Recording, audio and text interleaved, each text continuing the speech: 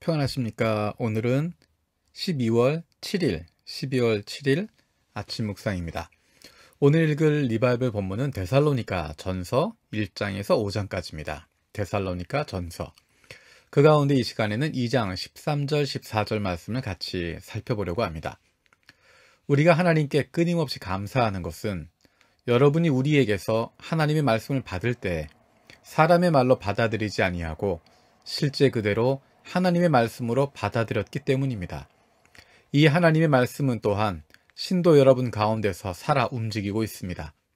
형제자매 여러분, 여러분은 그리스도 예수 안에서 유대에 있는 하나님의 교회들을 본받는 사람이 되었습니다. 그들이 유대 사람에게서 고난을 받은 것과 같이 여러분도 여러분의 동족에게서 똑같은 고난을 받았습니다. 아멘. 데살로니가 전서 후서는 데살로니가에 있는 교회에 바울이 보낸 편지입니다. 그런데 재밌는 것은 데살로니가 교회에 데살로니가 지역에 바울이 머물렀던 시간은 길지 않습니다. 빌립보에서 복음을 전하고 그곳에서 어려움을 겪은 이후에 옮겨간 곳이 데살로니가입니다. 그것이 사도행전 16장, 17장에 나오게 됩니다. 사도행전 16장에서는 바울이 2차 선교 여행을 하는 가운데 에베소로 가려고 했지만 그곳으로 가지 못하고 주님의 영이, 예수의 영이 허락하지 않아서 드로아로 가고 마게도니아 사람이 환상을 보고 마게도니아로 건너갑니다. 마게도니아로 건너가서 처음 머물렀던 곳, 복음을 전했던 곳이 바로 빌립보였습니다. 그런데 빌립보에서 문제가 생기게 되고 그 이후에 옮겨가게 되는데 17장에 보면 그가 데살로니가로 갔다라고 나옵니다. 데살로니가에서 얼마나 머물렀나 하는 부분이 사도행전 17장 2절에 보면 새 안식일에 걸쳐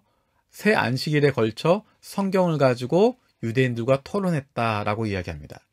그러니까 데살로니가에 머물렀던 기간은 새 안식일 정도 되는 것 같습니다. 길어야 21일 정도, 3주 정도 되는 시간인 것 같습니다. 그동안에 일어났던 일이 그들 가운데 몇몇 사람이 승복하여 바울과 실라를 따르고 또 많은 경건한 그리스 사람과 적지 않은 귀부인들이 그렇게 하였다. 경건한 그리스 사람이라고 하는 것은 회심한 그리스 사람들을 이야기하는 것입니다. 이방인들 가운데 유대교에 관심을 갖게 되고 유대인처럼 되는 하나님을 믿는 사람들, 그런 사람들을 경건한 그리스 사람이라고 이야기하는데 많은 경건한 그리스 사람들이 바울을 따랐다는 것입니다. 그것 때문에 거기에서 또 문제가 생기게 됩니다. 그곳에 있는 유대인들이 시비를 일으키게 됩니다. 그래서 유대 사람들이 거리에 불량배를 불러일으켜서 바울의 일행을 끌어다가 난리를 치게 됩니다. 큰 어려움을 겪게 되고 그래서 10절에 보면 바울과 그의 일행이 베레아로 도망치게 됩니다. 베레아로 갔다가 그곳에서 복음을 전하고 있는데 그곳에서도 많은 사람들이 믿게 되고 헬라의 귀부인들과 남자들이 많이 믿게 되니까 데살로니가에 있었던 유대인들이 거기까지 쫓아와서 소동을 일으킵니다. 그래서 14절에 보면 급하게 바울을 바다까지 데리고 가고 15절에 보면 아테네로 급하게 그를 보내게 됩니다. 디모데와 실라는 여전히 데살로니가에 남아 있었습니다. 남아 있고 바울만 아테네로 급하게 도망치게 됩니다. 사실 데살로니가에 바울이 그렇게 오래 머무르지 않았습니다. 물론 거기에 디모데와 실라가 남아 있긴 했었지만 짧은 시간 그곳에 머물러 있었는데 데살로니가 전서의 내용을 보면 얼마나 놀라운지를 보게 됩니다. 그들이 복음을 받아들이고 그들만 믿은 것이 아니라 다른 사람들에게 그것이 다 드러나게 되어집니다. 많은 사람들이 그들을 통해서 칭찬하게 됩니다. 정말 그들의 믿음이 얼마나 훌륭했는지 마게도냐 지역에 그리고 고린도가 있는 아가야 지방에 그 소문이 날 정도로 그들의 믿음이 정말 좋았습니다. 어떻게 그럴 수 있었을까?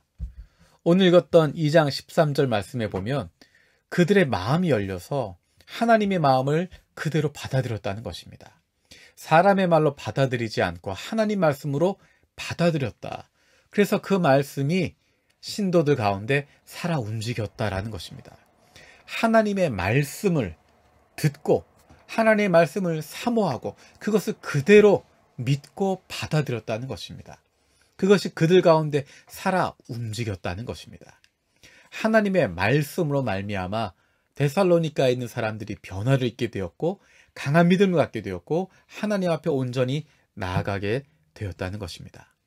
하나님의 말씀을 사모하는 마음이 있었습니다. 여기에서 한 가지 생각하게 됩니다.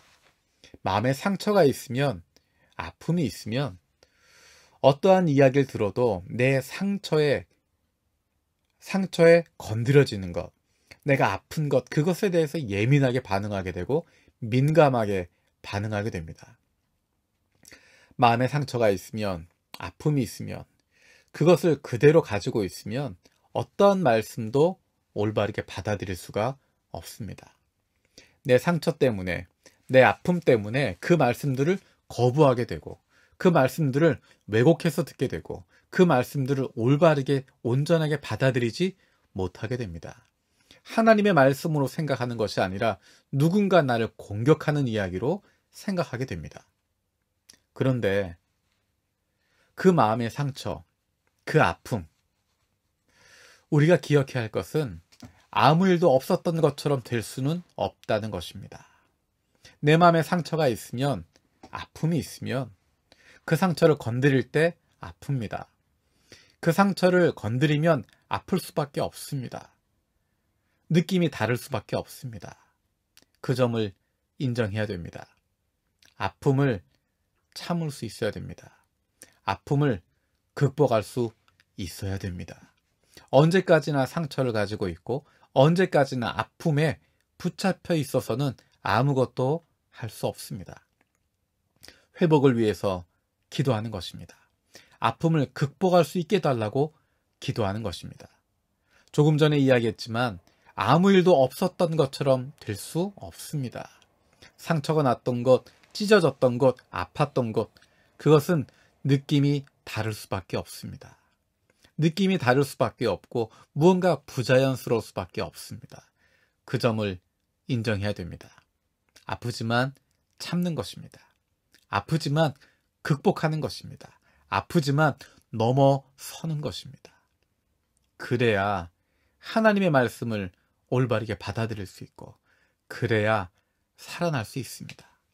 내가 살아나기 위해서, 내가 하나님의 말씀을 온전히 그대로 받아들이기 위해서 필요한 것, 내 마음에 있는 상처, 내 안에 있는 아픔, 그것을 극복할 수 있게 해달라고 기도하는 것입니다.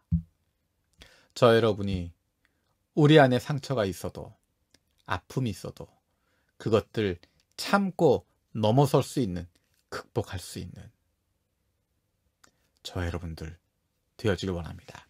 그러 말미암아 하나님께서 우리에게 주시는 말씀, 그 말씀을 통하여서 끊임없이 주님께 감사할 수 있는, 그리고 사도 바울이 고백했던 것처럼 항상 기뻐하십시오, 끊임없이 기도하십시오, 모든 일에 감사하십시오 이야기했던 이것이 우리의 삶 속에도 그대로 열매 맺게 되어지길 원합니다. 기도하겠습니다. 살아계신 아버지 하나님 감사드립니다. 데살로니가에 있었던 교우들이 짧은 시간이었지만, 긴 시간 아니었지만 바울의 그 말씀을 들으면서 하나님의 말씀을 들을 때 사람의 말로 받아들이지 않고 하나님의 말씀으로 그대로 받아들였던 것 기억합니다. 그로 말미암아 그 말씀이 교우들 가운데 살아 움직였고 그들을 변화시켰고 그들을 새롭게 만들었고 그들이 하나님의 자녀의 기쁨을 누리는 사람들 되었던 것 기억합니다. 하나님, 우리에게 하나님 말씀 주실 때 우리도 그 말씀 그대로 받아들일 수 있는 마음들을 갖게 하여 주시옵소서. 하나님, 우리 안에 상처가 있습니다. 아픔이 있습니다. 건드리면 느낌이 다르고 건드리면 아픕니다. 하지만 하나님, 우리가 이것들을 뛰어넘게 하여 주시옵소서. 아프지만 넘어서게 하여 주시고, 아프지만 극복할 수 있게 하여 주시고, 아무 일도 없었던 것처럼 치료될 수는 없지만 우리에게 있는 그 아픔, 그 불편함 넘어설 수 있는, 그것을 넘어서고 하나님의 말씀을 있는 그대로 받아들일 수 있는 그런 은혜가 우리 가운데 있게 하여 주시옵소서. 하나님의 말씀을 통해서 회복되어지는, 하나님의 말씀을 통해서 새로워지는 기쁨이 우리 가운데도 있게 하여 주시옵소서. 감사드리고 예수님의 이름으로 기도드립니다. 아멘. 오늘도 세 가지 중보기도 제목 가지고 함께 기도하길 원합니다. 첫 번째는 육신이 아픈 우리 김하은 학생, 또 염토니 형제, 그리고 코로나로 어려움을 겪고 있는 우리의 이웃들에게 주님 은혜를 주시고 우리에게도 아버지의 불쌍히 여기는 마음을 품게 하여 주시옵소서.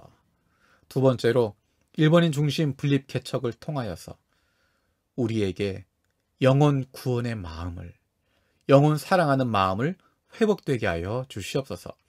세 번째로 요셉의 창고 프로젝트를 통하여서 코로나로 어려움을 겪고 있는 우리 이웃들이, 우리 주변에 있는 교회들이 하나님의 도우심의 손길들을 경험할 수 있게 하여 주시옵소서.